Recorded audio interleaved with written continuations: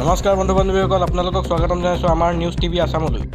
আজিৰ প্ৰথমটো নিউজ হৈছে নিৰ্বাচনী আয়োগৰ স্বৰাষ্ট হৈছে বিজেপি। সোনিয়া গান্ধীৰ এক মন্তব্যক লৈ নিৰ্বাচনী আয়োগৰ ওচৰলৈ গ'ল বিজেপি। কৰ্ণাটকৰ সাৰ্বভৌমতাৰ কথা নিজৰ ভাষণত কৈছে সোনিয়া গান্ধীয়ে। এই প্ৰসংগতে নিৰ্বাচন আয়োগৰ ওচৰত স্বৰাষ্ট হৈছে বিজেপি। কংগ্ৰেছ দলৰ মান্যতা বাতিল কৰাৰ দাবী উত্থাপন কৰিছে বিজেপি। ভূপেন্দ্ৰ যাদৱৰ নেতৃত্বৰ বিজেপি দলে নিৰ্বাচন আয়োগক দিছে এখন স্মাৰক। সোনিয়া গান্ধী টুইটাৰত এক প্ৰতিলিপি দাখিল কৰিছে নিৰ্বাচন আয়োগত। যিসকলে ৰেচন কাৰ্ড সামগ্ৰী পোৱা নাই তেওঁলোকে পাব ধন। এপ্ৰিল মাহৰ সামগ্ৰী যিসকলে পোৱা নাই তেওঁলোকক চৰকাৰে দিব ধন। এপ্ৰিল মাহত ৰেচনৰ সামগ্ৰী নোপোৱা লোকসকলৰ ধন দিবলৈ নিৰ্দেশ চৰকাৰৰ। ৰেচন কাৰ্ডৰ সামগ্ৰী নোপোৱা হিতাধিকাৰীলৈ ভাল খবৰ দিলে কেৰালা। ছাৰ্ভাৰৰ বিসংগতিৰ বাবে এপ্ৰিল মাহত ৰেচনৰ সামগ্ৰী পোৱা নাছিল কেৰালাৰ ৰাইজে। 2,66,000 ৰেচন কাৰ্ডৰ হিতাধিকাৰীয়ে পোৱা নাছিল ৰেচন সামগ্ৰী।